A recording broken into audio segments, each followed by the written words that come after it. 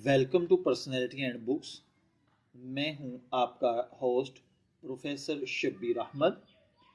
उर्दू अदब में कुछ तख्लीक़ात ऐसी होती हैं जो सिर्फ़ कहानी सुनाने तक महदूद नहीं होती, बल्कि वो एक पूरे अहद, एक मुकम्मल मुआशरे और इंसानी जज्बात की गहराइयों को अपने अंदर समो लेती हैं। आंगन, जो कि खदीजा मस्तूर ने लिखा है, ये भी एक ऐसा शाहकार नावल है जो वक्त गुजरने के बावजूद आज भी अपनी अहमियत और असर को बरकरार रखे हुए है। ये नावल महज एक घर की कहानी नहीं, बल्कि बर्रे सग़ीर की तारीख़ के एक नाजुक और अहम दौर यानी तक़सीम हिंद की जीती जागती तस्वीर है। ये कहानी एक ऐसे मुतवस्सत मुस्लिम घराने के गिर्द घूमती है जहाँ बज़ाहिर सब कुछ मामूल के मुताबिक नज़र आता है, मगर अंदर ही अंदर जज्बात, नज़रियात, रिश्ते और ख्वाब मुसलसल टूट और जुड़ रहे होते हैं। इस नावल की सबसे बड़ी खूबी ये है कि ये किसी बड़े सियासी रहनुमा या मैदान जंग की बजाय एक आम घर के आंगन से तारीख को बयान करता है। यही आंगन इस कहानी का मरकज़ी इस्तियारा है। ये एक ऐसी जगह है जहाँ ज़िंदगी के तमाम रंग, खुशी, गम, मोहब्बत, नफ़रत और जुदाई सब कुछ एक साथ मौजूद है। नावल के मरकज़ी किरदार आलिया है, जो एक हसास, बाशऊर और मुशाहिदा करने वाली लड़की है। आलिया की नज़र से हम इस घर के हर फर्द की ज़िंदगी को करीब से देखते हैं। उसकी आंखों में सवाल भी हैं, ख्वाब भी हैं और एक अनजाना सा खौफ भी, जो बदलते हुए हालात की वजह से पैदा होता है। आलिया का किरदार दरअसल उस दौर की नौजवान नस्ल की नुमाइंदगी करता है, जो एक तरफ रिवायात में जकड़ी हुई है और दूसरी तरफ एक नई दुनिया का ख्वाब भी देख रही है। नावल में ख़वातीन के किरदार गैर मामूली अहमियत रखते हैं।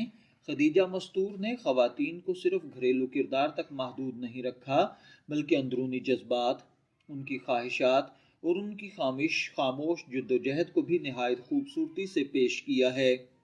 आलिया की खालाएँ, उसकी माँ और दीगर ख़वातीन हर एक अपने अंदर एक मुकम्मल कहानी रखती हैं। कहीं मोहब्बत की तड़प है, कहीं कुर्बानी का दर्द है और कहीं खामोशी में छुपी हुई चीखें हैं। इस नावल का एक और अहम पहलू इसका सियासी पस मंज़र है। तक़सीम हिंद एक ऐसा वाक़या था जिसने लाखों लोगों की ज़िंदगी को बदल कर रख दिया।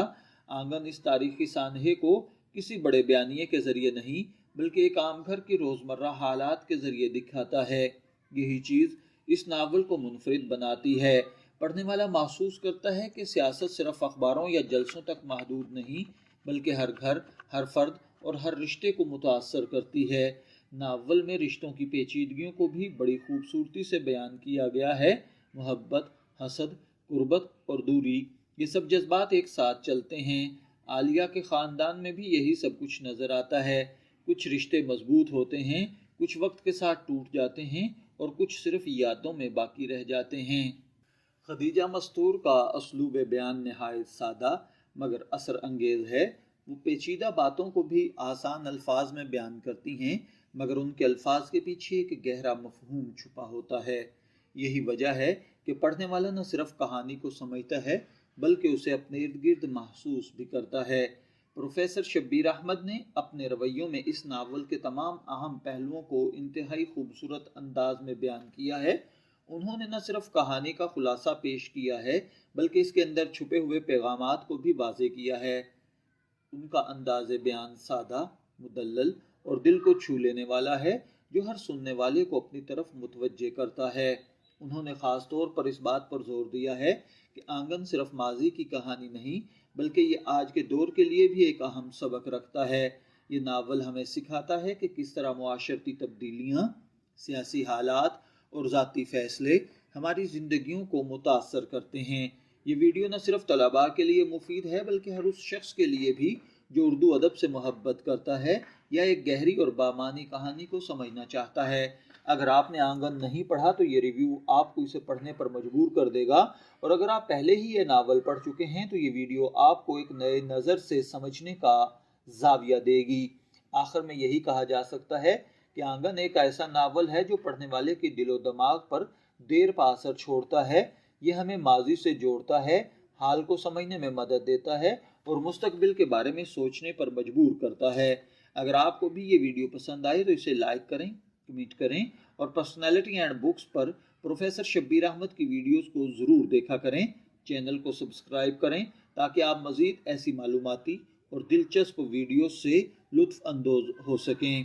شبیر احمد کو اجازت دیجیے، پھر ملاقات ہوگی کسی نئے ٹاپک کے ساتھ۔ تب تک کے لیے اللہ حافظ۔